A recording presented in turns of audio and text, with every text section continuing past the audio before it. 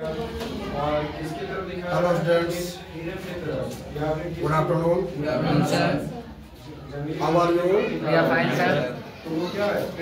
Yearly classes we study the cold weather season. पिछले class में हम लोगों ने पढ़ा था the cold weather season. Today I will study about the hot weather season. Summer season, यानी ग्रीष्म ऋतु. It's began from March to May. गर्मी की शुरुआत कब होती है ग्रीष्म ऋतु की? तो यह मार्च से मई तक शुरू होती है. क्यों? ऐसा क्यों कि गर्मी की शुरुआत मार्च से मई में ही होती है? तो इसका सबसे बड़ा रीजन है सोलर इंफ्लुएंस. यह धरती है, यह सूर्य है. सोलर इंफ्लुएंस मार्च के समय में यह सोलर इंफ्लुएंस जो होता है वह इक्वेटर के पास होता है.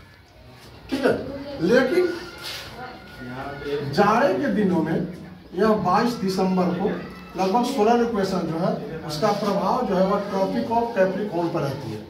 ठीक है, और धीरे धीरे यह नॉर्थवर्ड होते जाती है, यानी उत्तर की तरफ बढ़ते जाती है.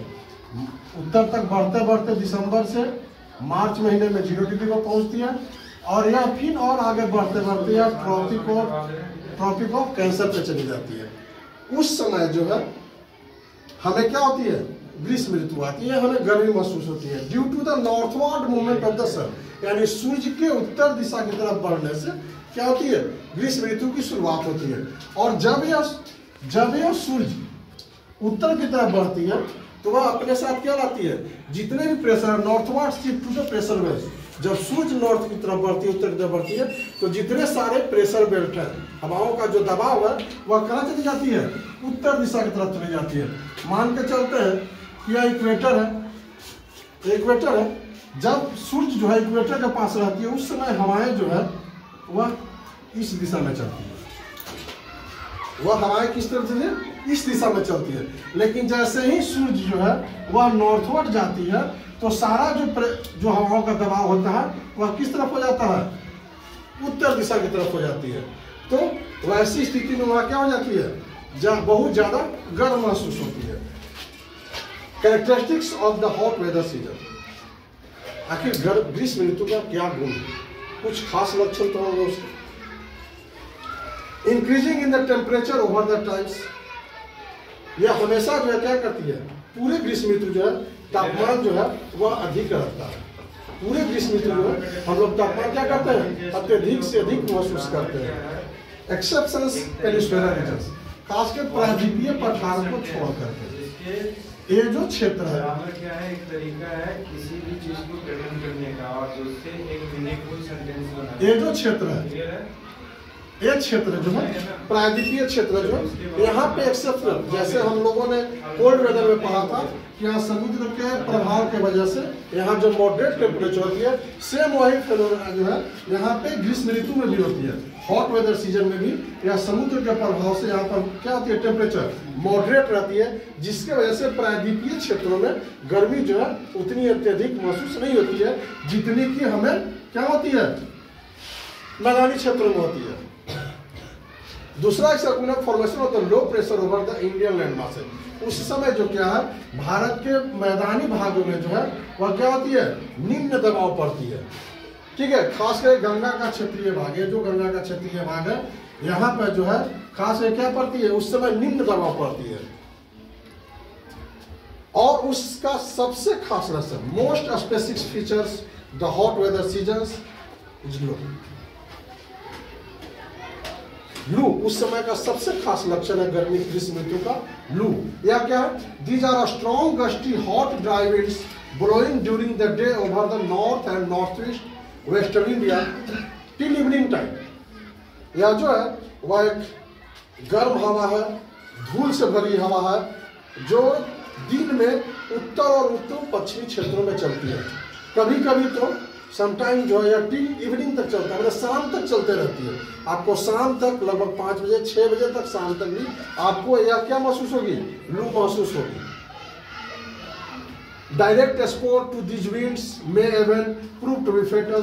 अगर आप गर्मी के दिनों में लू के संपर्क में डायरेक्ट आ जाते हैं तो आप क्या हो सकते हैं, बीमार पड़ सकते हैं, आपको हीट स्ट्रोक हो सकती है। लेकिन आखिर डस्टी स्ट्रॉन्ग विंड्स जो है, आखिर धूल भरी ये जो हवाएं हैं क्यों उत्पन्न होती है? गर्मी के दिनों में लू तो चलती है, लेकिन धूल भरी जो लू आती है वो क्यों उत्पन्न होती है? वो इसके पीछे का कारण क्या है कि हम लोग गंगा के जो मैदानी भाग है इसमें लो प्रेशर बेल्ट होता है, लेकिन जो समुद्र से हाई प्रेशर बेल्ट जो चलती है, जो उच्च दाब वाली हवाएं चलती है, तो लो प्रेशर जो हवाएं हैं वो अपने आप को क्या करती है, हाई प्रेशर हवा को अट्रैक्ट करती है अपनी तरफ, तीव्र गति से क्या करती है, खींचती है, जिसके वजह से वह इसकी स्पीड जो है यह मैदानी भागों में ज़्यादा हो जाती है और वह धूल भरी जो हवाएं हैं वहां पर उठना शुरू हो जाती है। और ग्रीष्म ऋतु में लास्ट जब मई का महीना होता है उस समय यह कभी कभी हमें जो है राहत भरी भी देती है, कभी कभी हम लोग राहत महसूस करते हैं। ऐसा क्यों? क्योंकि जो समुद्र से चलने वाली हवाएं हैं ना, वह अपने साथ कभी कभी नमी भी लेकर के आती है। उस नमी के वजह से हल्का फुल्का बूंदाबूंदी भी होती है। यह कब होती है? यह लास्ट मई में होती है, जब गर्मी अपने चरम पर होती है, अंतिम समय में, और हल्का फुल्का बूंदाबूंदी भी लाती है और ठंडी हवाएं चलती है, जिससे हम लोग कुछ राहत महसूस करते हैं। और ठीक उसी समय जो स्ट्रॉन्ग वाइंड्स होते हैं या थंडर वाइंड्स होते हैं, जो अपने साथ चक्रवात लेके आती है, एक और जो गोल गोल थंडर्स बनाते हैं हवाएं, तो यार इन हवाओं को हम लोग लोकल क्षेत्र में अलग अलग स्थानीय भाषाओं में अलग अलग नामों से जानते हैं। खास करके ये हवाएं जब बंगाल और असम के क्षेत्रों में चलती है, तो क्योंकि ये हिंदी के मंथ में महीने में इसको हम लोग बैसाख का महीना कहते हैं, बैसाख महीने में वो चलती है, इसी वजह से हम लोग बंगाल और असम के क्षेत्रों में इसको काल बैसाखी के भी नाम से जानते हैं। इन हवाओं को जो स्ट्रॉन्ग हवाएं चलती है हवाएं जो, इन हवाओं को हम लोग काल बैसाखी के भी नाम से जानते हैं।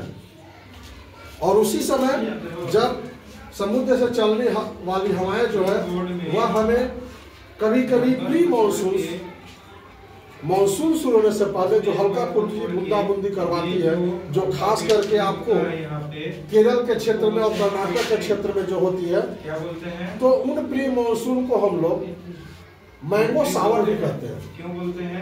मैंगो सावर इसलिए भी कहते हैं क्योंकि उस समय जब वो बूंदाबूंदी हल्की फुल्की होती है, तो उसी समय हमारे यहाँ पे भारत में आमों के पकना शुरू होता है, इसीलिए उसे हम प्री मानसून भी कहते हैं और मैंगो सावर भी कहते हैं। तो कहने का मतलब ये है कि ये जो अल्फाबेट यहाँ पे दिया जाता है वो क्या होता है?